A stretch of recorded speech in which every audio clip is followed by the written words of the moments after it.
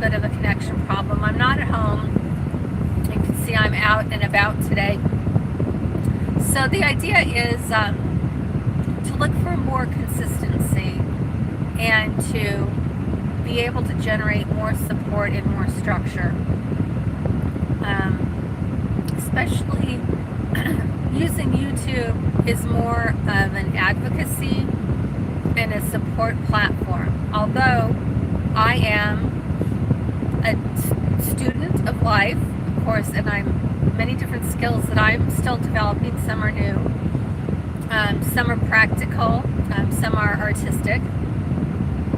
I'm still a mom of 3 young adults. Got 1 more year of a senior in high school, and everyone's doing their own thing in different ways. So part of my own role and what I'm here to do is create support for our changing roles as parents, our changing roles as advocates for ourselves, for our children, for our families, for our communities, for those things that connect us, and to be a place that you might come and find and be able to contribute, support others, and also be supported. Because just like any time in your life, whether it's a people that you're connected with, or when our kids were smaller, our elementary school, our communities were much more concrete. We stood at line waiting for our kids. They were more visible. We were out more because our kids were out playing and at the playgrounds and riding their bikes. And so us as parents were there engaging with each other. And then as they got older and they did sports, there were smaller subgroups set into different categories and different groups. Hi, Kathy. Good to see you. So just getting back to this idea of when your kids reach a certain age, then the groups start to get smaller, and so does the support for the parents, for those that are raising kids, and then also for our kids, and also for their peer group. And we have a really unique time, but our parenthood started right after 9/11. Our first child was born September 12th, 2002. So, September 11th, 2001, some of my customers were impacted by 9/11. Now, I'm not going to be talking a lot about that, but I'm just saying, for anybody that's been even to COVID, there's some commonalities that we have. Like, we hadn't had children yet, and here we are, our world is falling apart, and we really had to look at ourselves and say, do we really want to bring children into this kind of a world? We were older parents. We did a lot of advocacy. We did my husband and I, World Peace Project separately, and also he was in the Peace Corps. So we were really dedicated to making the world a better place, being engaged. Our time, our attention, our energy, our youthfulness, our zeal was dedicated to that. So when we met each other, it was a little bit later in life. And so we have a little bit different perspective on parenting, I think, because we're much different parents to our 3 kids, emerging adults, than we would have been in our 30s. And so it was really good that we had waited. I try to keep my kids' lives private. This is just kind of a little intro into some of the things experiences that we have, and why it's important, in my view, to begin making some inroads to at least create some sacred spaces. I'm not looking to make money on YouTube. I'm not really probably going to have a membership. I don't know. But the idea for that would never be to make money. A lot of creators that do depend on it get really tied into this. I feel very bad about it. But they get tied into a place in which they really have something they want to do and have something they want to give. But because YouTube and its logistics and it's so fickle that it's hard to depend, it's hard to raise a family on depending upon the money strictly from YouTube. And everybody's absolutely entitled to do what they see best. But I have to say, like, being a sensitive and assertive person is that it's much like the narcissistic family that I was raised in, much like the cultish, narcissistic, spiritual narcissist that ran the peace organization that I was a part of.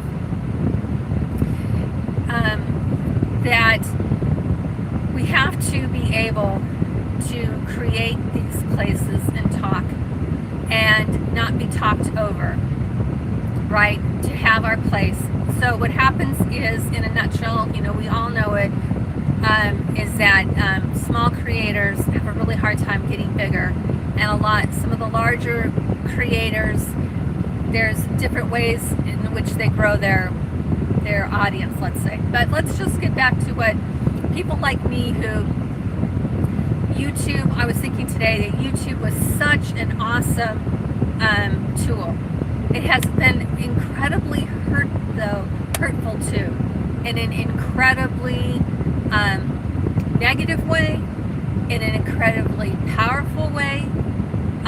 Anywhere from the groups that I'm involved in, where we do advocacy and creating projects, whether that's art for protest, or whether that's crocheting as a part of activism, coming together to be able to share about what it's like to live in a world where you are not in the majority, where you're in the minority, where things aren't,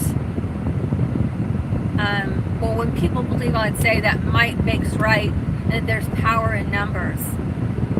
So there is a lot of us that are like, and I buy into that rhetoric, and our viewpoint is different. Our viewpoint is one person can change the world. One person can change your life. Probably one person has changed your life, and I know there have been many times one person changed my life, or helped me heal in a way, or helped me to empower myself, or empower my children, or empower some of the other volunteer groups I'm involved in are with animal rescue and rehabilitation. There's lots of different causes that we can rally around that are necessary, and that we can bring what we have to the table. One of the things that I wrote in the description here is talking about what we can do consistently to come together. And one of the things that always has nourished me is my connection with nature, whether that's with a park or with my yard. But I happen to grow up in the foothills of Southern California, in the Upland, Ontario area. So we were about an hour away, hour and a half away, 2 hours depending on traffic to the beach. But we were only about half an hour away from the ski slopes at Mount Baldy. So much of my life, even though it was a very difficult family structure, and our neighborhood was full of abusers, nature was always my way to get out. And me and my best friend, we would bike. It would be nothing for us to bike for 7 miles one way and 7 miles back when we were about 10 years old. So we were that nature is that background. So that's something that I want to bring to the table, is how can we each be involved, if this is an interest of yours, to engage yourself, to create your life in a way that you're actively in touch with nature, that you're in touch with other people that care about nature, whether it's growing things or whether it's advocacy for clean water, or preserving for animals, because the animals and the environment go together. And when you help the environment, you help people, you help all the different aspects that make our earth, right? So you have to kind of pick and choose and say, what do I really care about? What are the things that I want to dedicate to? And you make sure that you incorporate it into your life. So that's my vision for what this channel is, and started off was really to support my LGBTQ community. And at that time, there was a lot of, personally in our own lives, there were a lot of, there was medical things that were taken away from my kids. There were things that were being said, and even within my own family. There was this kind of time, right? You remember, kind of like the wounds were torn open because people felt empowered to be hostile and nasty and scream at our kids, run by and scream at our house, and it was all just hate related, right? And so people felt empowered, and so we've seen this kind of mushroom and grow and never really go away. It's like, really think that this nastiness and this hate would go away. And so that's really how I started creating this channel, with that intent. And I really want it to be a place that's useful. So there's a part of contributing, and what are the things that I think that I've found when I'm creating a network, because I've had to really create a new network of people and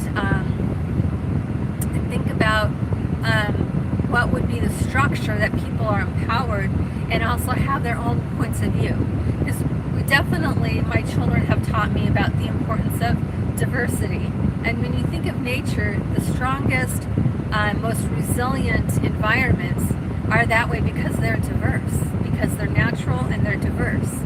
And so if you may not be a person that embraces diversity, and that's okay, then you should find your place where you do.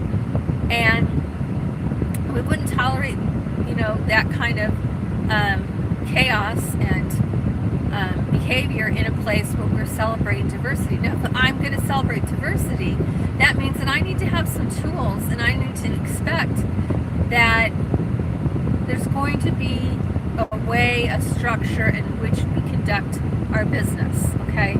That they are going to be rules of conduct, right?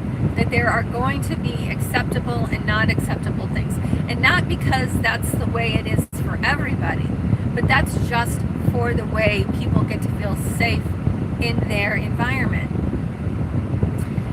And especially if you're an introvert, right? And this is primarily, like, have you ever tried to gather a bunch of introverts for a social gathering, right? Okay, so all the extroverts will be there and all the introverts won't, that you have to, but that's one thing I really loved about this, about the online and online communities, because, when YouTube and when social media, and it made easier for people to do things or have online classes. So it's been around for a while, but my kids were very little when it really started. And I thought, this is the way to go for working moms, working dads. This is a play to go for people who want to take a class or want to be engaged in something, and yet they have a family or they have travel. So I had 3 kids doing 3 different sports in 3 different places, and so that was generally after school. So because of that, there were a lot of events or a lot of gatherings. There would have been things that I would have wanted to attend, but because they didn't do them online, I couldn't attend. So a bunch of stuff dropped off my plate. And about that time, what happened is there are other parts of the world and other parts in the United States where they were much more ready to grab a hold of this online community and really use it for its potential. And for me, that was like international marketing. So that was one of the first things that really got me into an online community. And I can't even remember exactly what we used, but for a while, a number of them, we just used Facebook. We used to use Facebook Live. Facebook used to be really friendly, and we would do online classes paid for individuals. So that worked out really well. So like, this is the kind of experience that I had when my kids were little. And of course, I didn't think it would take me this long, but then again, who knew about COVID? And I ended up homeschooling my children at 2 different times. So that takes a lot of energy and focus, and parenting isn't easy these days. And the other thing that we had, and I'll just kind of throw this out here too, is like, so, you know, we have neurodivergence, we have autism within our family, we have ADHD within our family. We've had some very serious anxiety-related things. We've had experiences with some of our family members that had almost, agoraphobia, where they were afraid to come out of their room. I mean, it was a lot of big things, and these were things in which, again, you know, my kids are 18, 19, 24. So when they were little, there wasn't a lot out there about this. There wasn't a lot of things that we knew. So a lot of that came upon me and my husband, and this is one of the things that we found worked for everybody, really, was getting our kids outside, getting our kids to the park, giving our kids not too much structure as far as sports, because some of our kids really didn't like different kinds of sports and that, but they like going outside, they like playing, different ones like to ride their bike, right? So these were things that also, as adults, that we were doing with them, riding our bikes with them, walking with them, taking the dogs for walks, you know, walking. I did a lot of walking when my kids had a soccer practice. I take the dog and we'd walk while they had practice, you know. So even in parenthood, there's so many different ways that we can take care of ourselves when our kids are doing other things, and be productive with our time and with our attention and with our heart. So again, I really want to find a way to create some of these things that I experienced, because they were so beneficial, and I know they still can be. But there's always going to be some kinks that you're working out, because if I'm asking a bunch of people to come together and say, well, we're going to treat each other right, what does that look like? And that I want people to feel free, because it's really about the freedom and how do you have discussions, not because we're trying to talk about things that are different in order to try to persuade each other. For me, it's got to be much more tangible. It's got to be something that we make a difference with, right? So along those lines, it's a lot of the grassroots kind of efforts. It's the dog rescue. It's the getting together because the local family had a devastation in their family, and neighbors come together to fill all kinds of different needs for them, and give them that support, that ongoing encouragement, right? There are a lot of things come to mind as far as ways that we can donate our time, ways we can be productive and see what our effort does in real time, and how that benefits not only ourselves, but it also benefits other people. Like, I've always been a person, like, I've got to get into action. Throughout my life, I have dedicated some part of my life to making things better, whether it was working in volunteering in a homeless shelter, teaching adults how to read whose first language was English, whether it was teaching people about meditation and dream interpretation. These have all been things that I really keep doing, because they they lift me up. They're my go-to. So creating networks in which maybe I was in a live and somebody was like, okay, I'll give you a good example of this, and then that's probably it. I had a couple other things, but anyway, this is just an example. It is a real example of a group I was in, and somebody, and I know that they were just talking probably off the cuff. But they're like, I don't like angels, and I have a friend, like, I don't like angels, I don't know. I talk to angels, I like angels. But they were just like, I don't talk to angels, and I have a friend, like, I don't really believe in angels. And I'm like, okay, now, first of all, you have to understand that this was not a diverse group that she was talking in. But that would be an example of saying, before we start sharing, there are some, if you don't, it's like the old early days of Facebook, then scroll on by. But if I'm going to be on a panel and we're having a discussion and we start talking about, these are like beliefs, these are someone's beliefs, there's someone's inspiration, and there's no need to say you don't like cats if you're a dog person. I'm sorry, I love all animals. Maybe there's some animals that I like more than others. Let me see, there's some animals that we have that, and I'll tell you, here's my personal opinion. I've never in animal advocacy had to say this, but there are certain animals that I don't think should be, I don't think they should be domesticated. That's it. I'm not going to go around and advocate that they not be domesticated. Although, saying that, what I've always done with my kids, and I did this very recently, is I said, okay, if that is an animal that you want, then the first thing that you should do is you should go research rescues for that type of animal, that species, or for that breed of animal, breed of dog, breed of cat. Like, go and dedicate some time and effort to learning about the quality of life for those animals. And it's always an eye-opener, because, well, I can just say one way, like, I would not advocate for guinea pigs. Not that I'm against guinea pigs. And now I'm going to tell you, we've had guinea pigs for 15 years. But we are in guinea pigs for 15 years. Okay, yeah, I'm going to, Kathy, that is a really good, it's called Read the Room. And that's interesting. I want to talk about that a little bit too, right?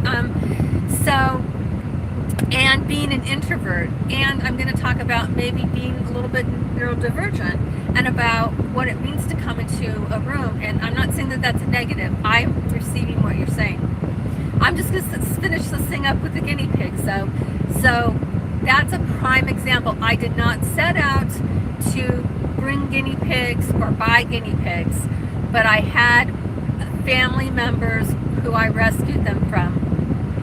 And one thing has led to another, and now we have been rescuing guinea pigs for 15 years. I'm down to my last rescue guinea pig, but she was born in 2020, and that I have done lives on that. That's a whole other thing. But my point with this is that even if there's something that I don't think is beneficial, I may not give my time and attention to it, and I certainly shouldn't be speaking on it. But if I'm going to go in and say, like with the guinea pigs, what can be done about them? So we've been in rescue, and that's what we promote, is rescue, and we promote a lot of advocacy, which we've learned through our cat and dog rescue. So that's an example where I would say, yeah, that's a really strong belief I have. Yeah, I'm really an advocate because I consider myself to be an animal advocate. But that doesn't mean that every group that I walk into, that I point at something and call it out. It means there's a time and a place. So it does mean that again, like I said, there's something I see in the animal going on within the animal rescue. And think about, where is my effort going to be well placed? And only you can answer that question, okay? So you have to answer that question, follow through, that kind of thing. So the other thing is, so part of coming into a place, I think the best thing I've come up with, and I'm hoping to have other ideas, is, So Kathy, I appreciate your comment. It is called reading the room, and I get it. And I'm going to say that I'm going to say that you're a aware person, right? I know you're an advocate. I know that there are so many things you do. I know that about you. I see that about you. I see the actions. I read what you post, so I know that about you. I'm going to be talking a little bit in black and white, but this is just for example's sake. So most of the sensitive introverts, we're thinking, we're feeling, we're taking our time. We don't like to be rushed. We're generally not the ones when someone says, quick, what's an answer? What should we do? We're probably not the ones who are going to start talking before we're thinking. We're going to be doing more thinking. So it's different people have different perspectives about reading the room. And I'll give you an example of that too, because for the longest time in my life, I operated as an extrovert. What does that mean? Well, I was raised in a very narcissistic environment. I was raised in a very harsh kind of military environment. I was raised in an environment is like, you better know what the party line is, and you better be able to say it, and you better not hesitate. So it forced you to mimic what was going on in the environment. It forced you to take a stance that was louder and stronger and harder and firmer than what my own internal nature go-to would warrant. But in order to protect myself, not be hurt, either physically, mentally, emotionally, spiritually, I had to act the part. And because this happened at such an early age, I was used to doing that. And as a matter of fact, what happened is I couldn't stand for there to be a void in the room. And that I, as a protective mechanism, would jump into action, or I would say what it is that I was thinking, or I'd be the first person that people called on, or I'd be the first person to sign up for something. It was always these external things that I did, and they didn't even become a choice for me. But as I'm saying this now, I remember how that felt. And I remember that I felt completely unglued if there was space in the room. It's hard to imagine I felt that way, but as I'm tapping into it and talking about it, I remember what that was like. And that was protection. That was people-pleasing. That was fawning. That was being the person people wanted me to be, whether it was from my family or it was from a job. But to be more thoughtful and more creative and more really outside of the box thinking, at that point, that was not accepted. So, when an extrovert, I'm just using black and white, no offense to anybody. So when an extrovert is reading the room and there's silence, what they do is they speak up, and they speak, and they speak, and they speak. And we've all been in these rooms where somebody is like, look, I'm speaking, no one else was speaking up, I'm speaking.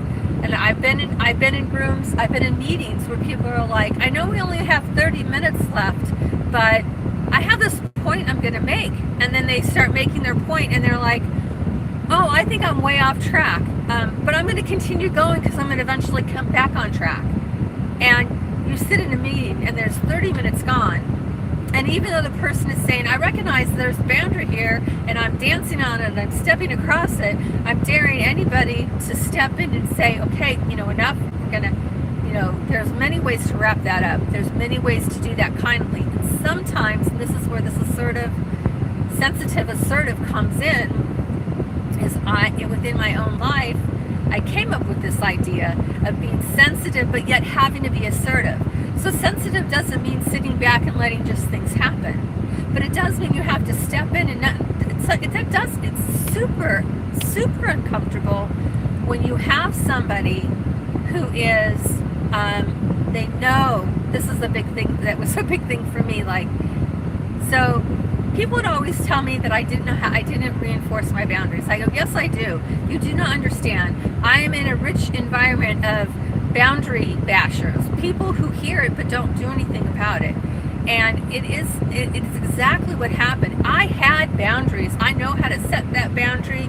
You know, I know how to do it lovingly. I know how to do it sternly. And what would happen is other people would require me to come way out of my comfort zone and be very emotional about something. And they would say, oh, well, now you're emotional, or now you're yelling at me.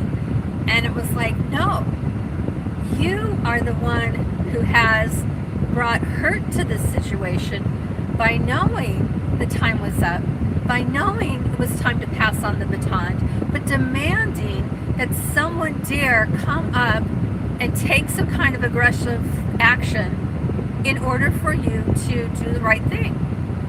And that, I have to believe, that was like the very beginning of what I could see as a narcissistic pattern. And I'm going to do my best not to call people narcissists, because I really want to focus on the patterns. And it is quite possible that someone can have, because I've lived with this, not be a narcissist, but be raised like me, be raised by a narcissist, identify like I just did.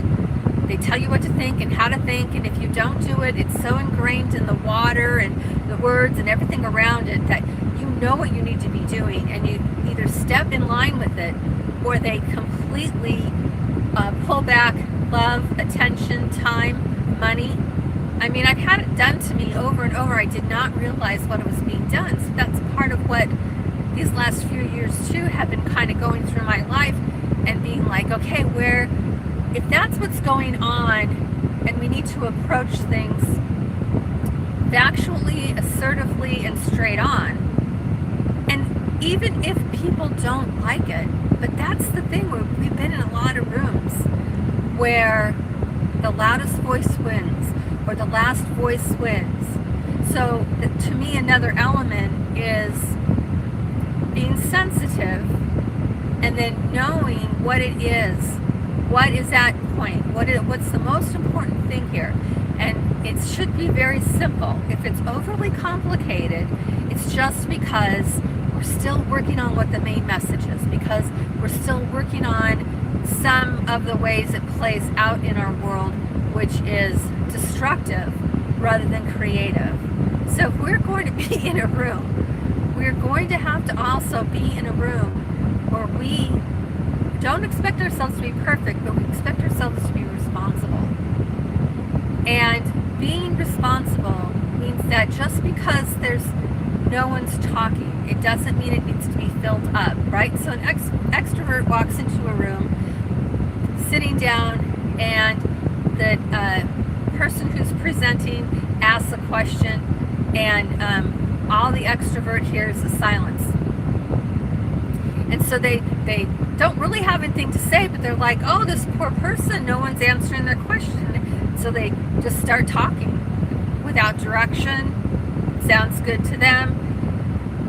From an introvert's perspective, they're sitting down, they're attending this meeting, somebody's asking a question, they're making some notes, they're writing things down, thinking about, yeah, what's my most important point here? What do I want to say? What do I think? They're going through all these things. So the room is very loud. It's very loud with people thinking thoughtfully and feeling and contemplating. And so the introvert is like, we were engaged and we're moving and we're being very thoughtful, and we were gonna share. So it's two different points of view. So if I'm reading the room and I'm an extrovert, I want to help this person. I want to give them something to work with. If I'm reading the room and I'm an introvert, like, I want to give them a quality. I want to think about this, maybe not so much overthinking, but that can be one of the tendencies, right? Yeah, hi, Kathy. Oh, I'm sure we have a lot in common, Kathy, because she is bringing something up about that. It is about very conscientious about my husband and I. So when, like, this is one of the examples of parenting, is like, we love our parents, and our parents are good people at the heart, there's no doubt, right? And they did their best, right? And yet we don't want to emulate that. There may be few things that we want to emulate. There were things that, you know, we survived our childhood. We were kind of the people that were then able to take that and make our way in the world. Very independent. My husband and I are very independent and responsible. So that was one of the things with our kids, is that to be able to listen to our kids. And they did have boundaries. Of course they had boundaries, but we were raised that way, very much like children should be seen and not heard. I would say that there was definitely, the message was, if you don't agree with me, then you have no valid opinion. I mean, that stands out right there. So there's two parts to this. So there's one part is coming together. We are going to come together, and we are going to be people who have been mistreated, either, you know, in any part of our life. So what happens is we do bring, it's called a fractured part of ourselves. It's called when somebody doesn't find something about us acceptable, that we have to kind of divorce ourselves from it, fractionate ourselves. I'm sorry that happened to you, Kathy, and it's not right that you weren't allowed to have your voice and to have your opinion, that you should have been loved and doted upon, and like my grandmother, like I can remember, like she always loved to listen to us, and it was one of her gifts. And so we spent a lot of time with, and I'll tell you, so we spent a lot of time with our kids, like I said, out in nature and playing in different places, because we do live in the Midwest and we are in the snow belt. So there's a lot of time during the year when we had to go into indoor facilities, and gratefully we had a good amount when we started having kids. So we were very fortunate in that way. And the other part of that is, as I've raised my kids and as I've provided these opportunities for my kids, I gave to them what I didn't have, and I found that healed me. I found that when my children said something and I got triggered, I could be like, you know, mommy needs a timeout. Like, it's not about you, but I really need to go have a drink, or I need to go sit down, or I would give myself a 5-minute meditation. Now, when the kids were real little, like, I wouldn't close the door and take myself away from them. I had other people tell me I should do that. I'm like, no. My meditation friends that never raised children said, put a sign on the door and your children will come see you. Like, clearly they had never raised children, because first thing you got to do is get on the phone and put a door and say I'm unavailable, and right away that's what they want. But I did learn that there is a time and a space, and that I can find, even within whatever is going on in my children's life, that I can show them that there is times in which you get to sit with your feelings, and that you get to come to a point of feeling for yourselves. So that's kind of, I was really amazed. I can remember the first few times that happened in raising kids. The one was giving them something, responding to them in a different way than what I was responded to. And then the other part of that was just sometimes my husband and I were like, I don't know what the heck to do. I know what not to do. And so we became, it's the way that, and it may be a negative, is we became a very children-centered home. But it didn't mean that we didn't have our needs met. But it meant we found out that we could meet our needs better by creating a thriving environment around our kids. Not one in which what we wanted to do, like, I mean, back in the day, it's like, I can remember the times, I'm old enough, that we didn't even have remotes. Like, we were the remotes. I don't know if any of you remember that, but my dad wanted the channel change, and he'd be like, hey, go up there and change the channel. Like, that's, we did. And so, father was whatever father wanted to watch. that's what we watched. You didn't have a choice then. You didn't have an alternative.